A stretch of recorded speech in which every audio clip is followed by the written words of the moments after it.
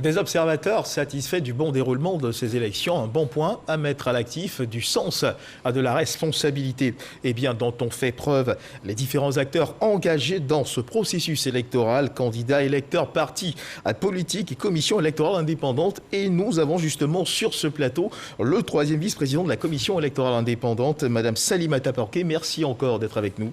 Merci. Avec vous, nous ferons un tour d'horizon de ce scrutin, son organisation, son déroulement et enfin son aboutissement avec les premiers résultats qui ont commencé de tomber hier tard dans la soirée. Alors, Madame Salimata Porquet, peut-on dire sans aucune crainte de contradiction que tout s'est bien passé dans l'ensemble? Bien, merci. Je voudrais d'abord vous remercier au nom du président Coulibaly Kubière, le président de la commission électorale indépendante, pour l'accompagnement que vous nous apportez régulièrement en nous recevant sur le plateau de télévision afin d'exprimer, n'est-ce pas, tout ce que nous faisons aux populations. Parce qu'il est important que les populations ivoiriennes comprennent un peu comment est-ce que la CEI fonctionne. Eh bien, pour ces élections, ça a été tout un processus. Nous n'avons pas attendu le jour des élections pour informer les populations. Le président Coulibaly Kubière a eu plusieurs rencontres avec les partis politiques et nous également, nous étions sur le terrain, c'est-à-dire les différents superviseurs. Nous étions chacun dans nos lieux de supervision pour sensibiliser les populations, les électeurs et également le corps préfectoral sur la manière dont nous organisons les élections, surtout, c'est-à-dire le mode opératoire. Mais avant cela, il a fallu commencer par quelque chose. La première des choses à faire, c'était l'inscription des personnes sur le listing électoral.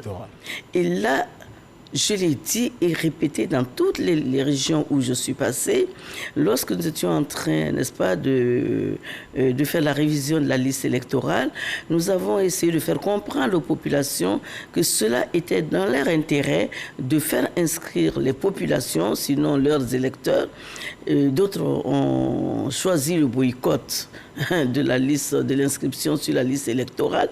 Je leur ai dit, même si vous ne voulez pas, nous leur avons dit, même si vous ne voulez pas voter pour la présidentielle, c'est votre droit, mais sachez que cela va vous rattraper pour les élections locales. Et ça les a rattrapés.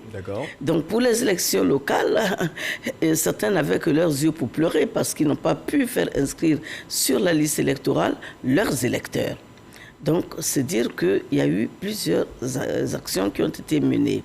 Et dernièrement, nous avons été également, avant même d'aller sur le terrain, nous avons eu une rencontre, c'est-à-dire le président Coulibaly Kubière a invité tous les candidats à la commission, à une réunion de la commission électorale pour leur expliquer le mode opératoire, ce qui est très important. D'accord. Et nombreux sont ceux qui sont venus, mais c'est souvent que les titulaires ne viennent pas. Ils envoient des personnes qui ne leur font pas le compte rendu exact. Et si vous n'avez pas d'informations, vous n'êtes pas vraiment informé sur le mode opératoire, il y a beaucoup de choses qui vous échappent, telles que mettre dans les bureaux de vote 2 représentants pour assurer votre électorat. C'est-à-dire un reste à l'extérieur et il y en a un qui est à l'intérieur. Et quel est également le rôle des délégués et ainsi de suite. Alors donc, des élections tenues dans le calme, de façon générale, il est donc possible d'aboutir à un tel résultat? Eh bien, les élections se sont vraiment déroulées dans le calme. Vous avez entendu tout à l'heure les observateurs. Comme je vous le disais, nous avons des observateurs nationaux comme des observateurs internationaux. Vous avez des observateurs qui sont des itinérants et il y en a qui restent en permanence dans le bureau de vote. Mais est-ce que avec l'accréditation, n'est-ce pas, de la commission électorale. Et vous vouliez dire? Est-ce que certaines irrégularités vous ont été signalées? Ben, moi, je voudrais parler personnellement de ma zone de supervision. Je suis superviseur de l'AME, du Sud Komoué et de l'Agnibi-Tiassa. Dans l'AME, par exemple, il y a une candidate qui est venue dans un lieu de vote et a ramassé dans le bureau de vote, a enlevé le matériel électoral, soi-disant qu'il y avait 15 personnes qui avaient été inscrites sur le listing électoral, sur un listing, alors que 3 personnes seulement avaient voté. Et là donc, puisqu'il y avait quelques personnes qui s'agitaient, pour les calmer, dit-elle, elle a ramassé le matériel électoral qu'elle a été remettre entre les mains de la sécurité. Je lui ai dit, madame, ce sont des choses qui ne se font pas. Vous venez d'enfreindre à la loi, parce que vous pouvez vous faire prendre, n'est-ce pas? Je peux vous faire arrêter. Vous n'avez pas le droit de toucher au matériel électoral. Si vous n'êtes pas satisfaite, vous faites vous informez, n'est-ce pas, le Conseil constitutionnel tout de suite de ce que vous avez constaté. Ou vous allez à la préfecture ou à la sous-préfecture, ou vous saisissez, n'est-ce pas, la commission électorale indépendante. Vous n'avez pas à vous faire justice. Donc j'ai demandé à ce que le matériel soit remis en place et le vote a continué. Je lui ai expliqué que le listing dont elle parlait, c'est le listing sur lequel on émargeait lorsque un électeur venait retirer sa carte électorale qui était déposée dans le bureau de vote. Et que l'autre listing, il y avait un deuxième listing pour les électeurs. Bon, elle a fini par comprendre. C'est pour cette raison que je demande à ce qu'on échange, on discute, n'est-ce pas, avec les candidats ou les électeurs. Lorsqu'il y a une incompréhension, il faut les écouter, il faut leur donner, n'est-ce pas, les réponses idoines. Alors, tout est bien qui finit bien lorsqu'on se parle. Parlons à présent du scrutin, de son déroulement. Est-ce que des dispositions particulières ont été prises pour encadrer ce scrutin, ou ce sont les mêmes dispositions prises pour la présidentielle d'octobre qui ont été reconduites? Les mêmes dispositions ont été prises. Le matériel électoral était dans les lieux de vote, sinon dans les lieux de vote et dans les bureaux de vote à l'heure indiquée, parce que le scrutin dure 10 heures. On commence à 8 heures et on finit à 18 heures.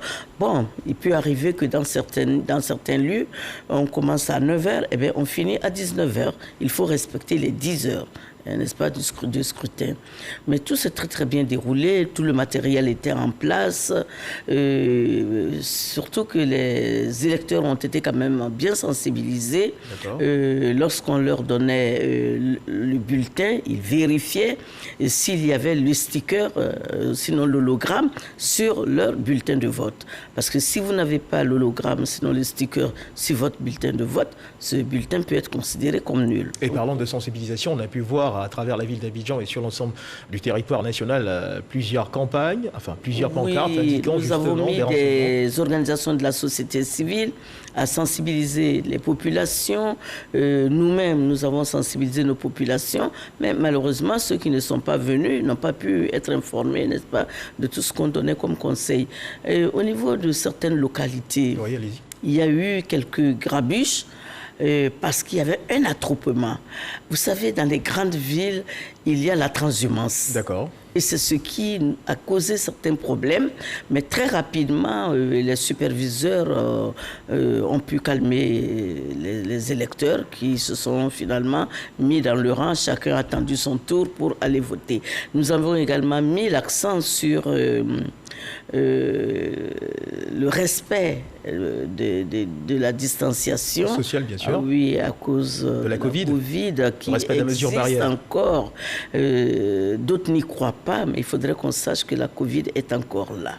Et vous faites bien d'interpeller sur cette réalité de la Covid-19. Alors, peut-on avoir à cette heure, Madame Porquet, une idée du taux de participation à ce scrutin? Il est quand même un peu trop tôt de vous donner le taux de participation sur le plan national, parce que vous savez que nous avons un protocole de travail. Lorsqu'on finit le vote dans le bureau de vote, et même dans les lieux de vote, il faudrait que les résultats soient acheminés à la commission locale. Et d'abord, avant d'acheminer à la commission locale, les résultats sont donnés, puisqu'il y a un pointage qui se fait. Et la fiche de pointage est donc affichée sur la porte du bureau de vote. Et ensuite, tout est acheminé à la commission locale pour la compilation. Et une fois que la compilation est faite et qu'on a réuni tous les autres résultats, il faut aller maintenant à la CEL siège, où les résultats sont proclamés. Mais on ne dit pas qui a gagné, qui n'a pas gagné. Et tout ceci envoyé par Excel sur un serveur au superviseur, parce que nous sommes quand même 16 superviseurs. Le superviseur valide et ensuite nous donnons, n'est-ce pas, à notre porte-parole national de la CEI qui annonce les résultats. Et donc d'ici demain, au plus tard, nous aurons tous les résultats et par la suite, la commission centrale va se réunir. Nous allons analyser encore, parce que nous voulons vraiment de la transparence dans le travail que nous faisons. Donc avec le président et tous les commissaires, nous allons revoir tous les dossiers qui nous seront envoyés, n'est-ce pas, par Excel. Et à partir de là, le président Coulibaly Kubière va prononcer de façon solennelle qui a gagné les élections dans chaque circonscription électorale. Donc c'est vous dire que, étant donné que ça n'a rien à voir avec les élections présidentielles. Bien sûr. Parce que l'élection présidentielle, c'est tout comme si c'était une seule circonscription. Alors que là, vous avez plusieurs circonscriptions réunies. Il faut donc faire très attention. Et il ne faut pas s'empresser de dire nous avons des résultats que nous proclamons. Et par la suite, nos électeurs, nos populations vont dire voilà, la CEI vient encore une fois de se tromper, de nous donner un résultat et de revenir sur ce résultat. C'est vrai que nous venons de commencer, c'est vrai que nous avons déjà organisé l'élection présidentielle, mais je vous assure que la CEI travaille en toute transparence. Et nous faisons beaucoup de communication, il faut communiquer, vous avez vu les spots, vous avez vu les affiches et tout ce que nous pouvions faire comme communication pour que les populations ivoiriennes, c'est-à-dire que nos concitoyens soient vraiment informés de la manière dont fonctionne la commission électorale indépendante. Et parlons justement de protocole. Hier, après la fermeture des bureaux à 18h, on a assisté au dépouillement et tard dans la soirée, les premiers résultats ont commencé à être livrés. Des résultats d'ailleurs dont la proclamation a été retransmise sur la RTI.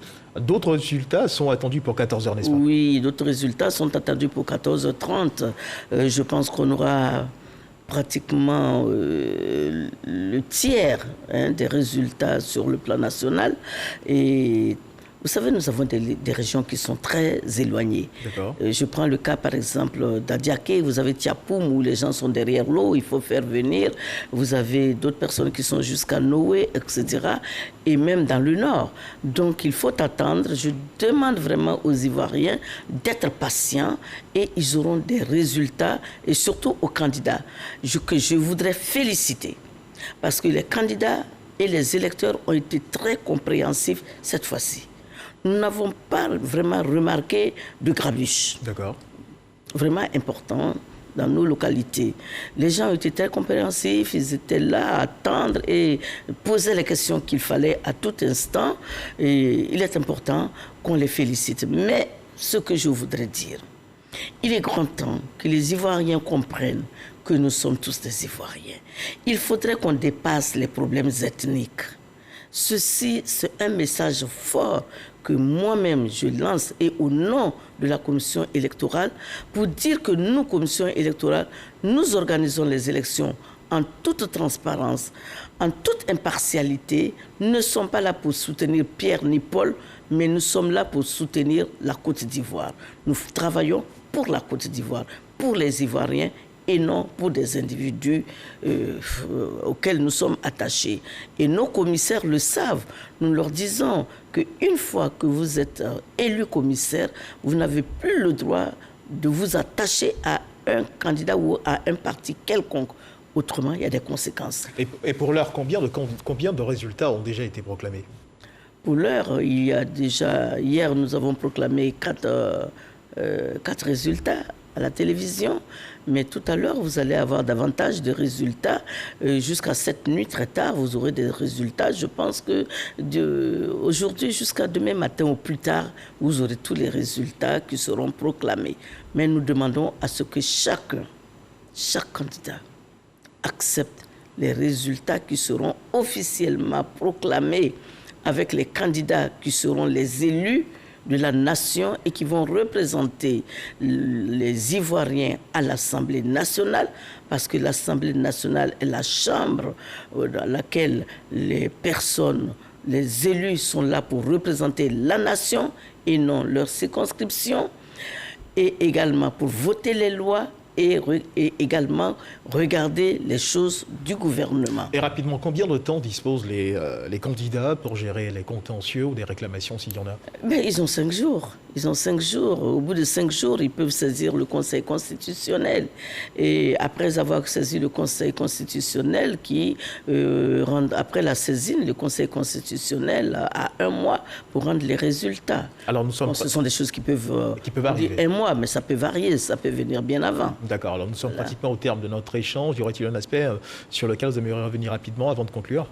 Bien, je voudrais donc revenir sur ce point suivant, disant aux candidats que s'ils ne sont pas satisfaits de leurs résultats, qu'ils saisissent immédiatement le Conseil constitutionnel, et je crois que réponse leur sera donnée, mais que nous soyons vraiment de bons gagnants et de bons perdants. Celui qui gagne n'a pas besoin de pavoiser pour narguer celui qui a perdu, parce qu'il s'agit de la Côte d'Ivoire, de conduire ce pays-là, de diriger ce pays. Et celui qui a perdu n'a pas non plus besoin de mettre des chiens, comme nous l'avons constaté dans certaines localités, où il y a des candidats qui ont fait venir des chiens de loup dans les lieux de vote. Je ne sais pas pourquoi faire. Il y en a qui avaient des loupards. Ce sont des choses qu'il faut éviter. Nous sommes tous des frères, nous sommes des frères et sœurs. Et nous souhaitons surtout qu'il y ait le maximum de femmes qui gagnent les élections. Merci Madame Salimata Porquet. Nous avons foi que votre message a été bien entendu par nos téléspectateurs. Mesdames et messieurs, je rappelle que nous recevions ce 13h dans le cadre du Dimanche Magazine Madame Salimata Porquet, 3e vice-président de la Commission électorale indépendante. Avec elle, nous avons fait un tour d'horizon du scrutin comptant pour les législatives qui s'est tenu hier, donc samedi 6 mars 2021. Nous avons parlé de son organisation, de son déroulement et enfin de son aboutissement avec les premiers résultats qui ont commencé de tomber hier tard dans la soirée. Les autres résultats sont attendus pour 14h30. Ils seront diffusés en direct sur RTI 1. C'est la fin de cette édition. Merci de nous avoir suivis. Dieu bénisse la Côte d'Ivoire. Merci.